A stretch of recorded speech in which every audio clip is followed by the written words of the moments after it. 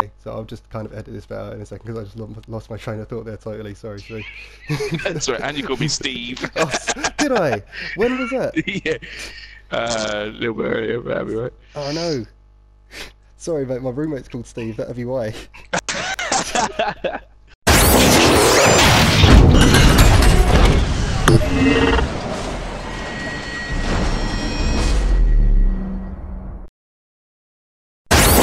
Hi everyone, I'm John from GGS Gamer, and I'm joined here by Stu. Stu, Hello. You've just finished playing. Well, you haven't just finished. You've actually done quite a lot of stuff for us now with it. You've been playing Wolfenstein: New Colossus. How's it been? Ah, amazing. Absolutely love the game. So, you're actually, I think you said in your review, you're quite a big fan of the Wolfenstein games, aren't you? Yeah, I've been playing them sort of since I was young, really. Return of the Castle Wolfenstein was sort of my all-time favourite. Yeah, Is put that still the hundreds and case hundreds of after hours New on Colossus? it. Different beasts, really. Great. Okay, so what I did want to start off with is that you said in your review that it's very much a sequel, isn't it? So for players who didn't play Yes. the New Order, are they going to kind of start off very lost, or what's going to happen with that? Um, a bit of a tough one. I mean, you can go ahead and play it straight away. It's not a problem. There is like a little sort of, flashback cutscene at the start Oh, okay, cool.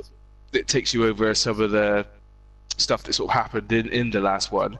But it basically is, the last game, and you are missing out. I feel if you don't play that game, it feels like you're missing out. I mean, I'm glad I played it because I know how good that last one was as well. I mean, that was a brilliant story and lots of action as well. So you do miss out on the relationships between some of the characters, although it does explain some of the big points about the story and what's going on.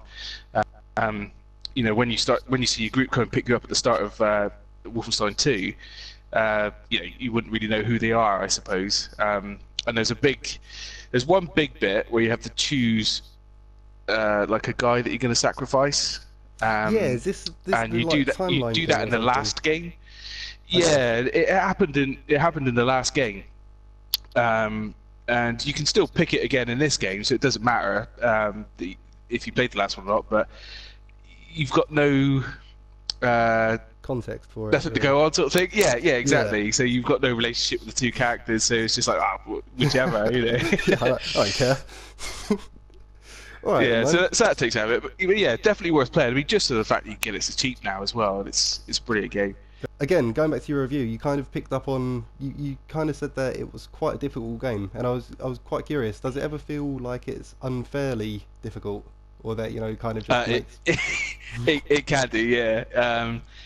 I started off playing it on the highest difficulty there because I normally do that with all shooters because most of them are just so undertuned. It's silly.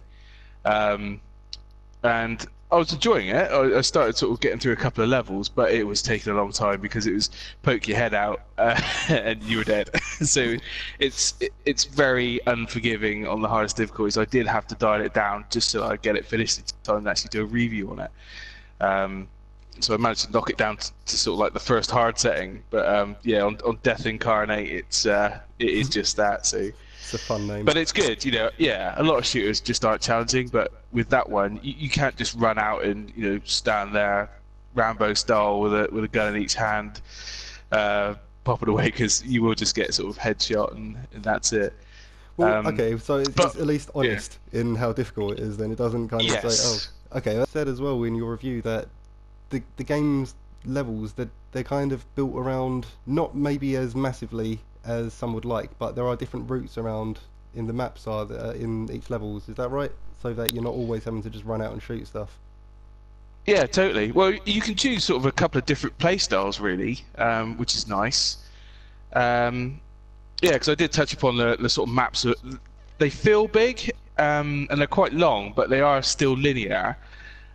You just got to get from point A to point B, but they've put loads of little sort of like secret entrances or little tunnels under the ground, holes in walls. You can sort of sneak around instead of just going in guns blazing, really.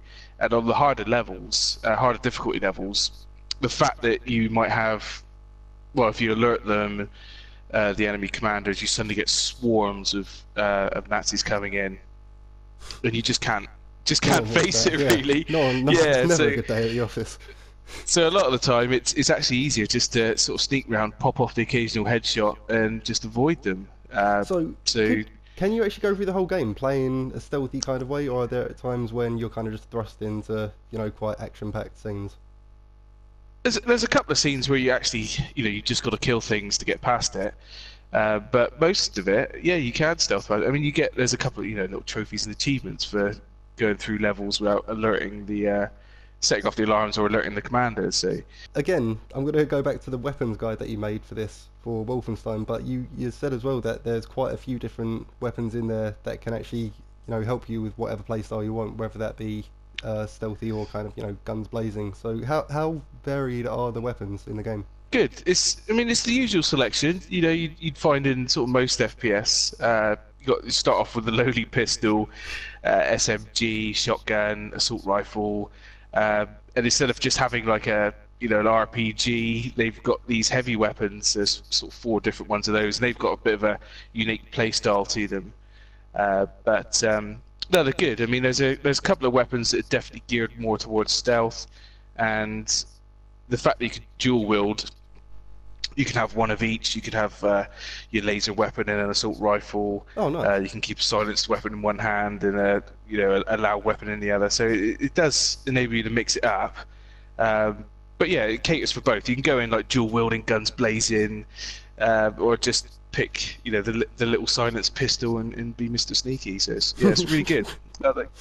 I mean, some of the weapons are underpowered and a bit useless, but overall, I think they're really well balanced. They feel good. They've got that nice sort of sound and sort of heavy hit feel to them. So, a heavy game, but I've seen some footage of times when you're kind of going through the Nazi-occupied America, and it's kind of seeing this day-to-day life. So, how well did they actually? Because obviously, what I would say as well is that this isn't a game that was a reaction to the state of world politics at the moment or anything like that, is it? It's been in development for a very long time, so it's quite fortuitous, I think, that it's coming under the climate that it is now.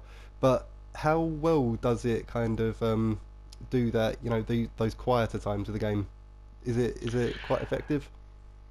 Yeah, I mean, you're right. I mean, there is some similarities drawn with today's climate, but I think it pokes fun a bit as well, because it does really bring sort of racism and fascism straight to the forefront. Just chucks it straight in your face, and so it's got like 1960s America, very conservative, and then you've got the Nazi regime there. With sort of German influences up in the cinemas, German films playing. You go into the milkshake shop and they want German names everywhere. But you've also got Ku Klux Klan members patrolling the streets, helping out the local sort of soldiers there. So it's kind of very much, hey, if you play along with us, you can be our friends sort of thing, and get on well in this new Germany. So yeah, it's really good. The design is brilliant. But yeah, I mean, it's totally fantastical and alternate universe type stuff. But I mean, that's the point. It's a ride you go on, and it's really enjoyable. Yeah. There are some really good sort of story arcs that we can't really go into because it totally gives it away. But it does really play on that, how like some people fully embrace it, and it's quite shocking. And it probably happened in the past a bit that we don't really want to go into. But yeah, it's really really well done. I like it. What would you say was the biggest selling point for Wolfenstein? I think it's just the fact that it is just such a fantastical escape from reality, really. The action is really good in it. It just builds upon the first game, The New Order. So, it can't really go wrong. It's bringing back familiar characters, great action, great story. The music's fantastic. I think it just continues a good thing, really. It's a brilliant sequel. Right. Oh no. Shit. Right. Was that? Oh man, that's gonna look really bad. Okay, I'll have to edit it out. Sorry, Stu. I'm really sorry about that, mate. Right. Let me just quickly just finish it off, and then we'll stop it there. All right, man. All right. Right. Right, everyone. So that was Stu talking about Wolfenstein, the new Colossus, which is out now on PS4, Xbox, and Xbox One. Sorry, 2 seconds, mate. Right, everyone. That was Stu talking about Wolfenstein's The New Colossus, which is out now on PS4, Xbox One, and PC. Do like and subscribe for these videos, and visit ggsgamer.com for daily news, interviews, and reviews. And follow us on Twitter at GGSgamer. Stu, did I miss anything there? No, that's brilliant. Great. Okay, well, until next time, guys, we'll see you soon. And then bye. Ta-ra! Right, cool.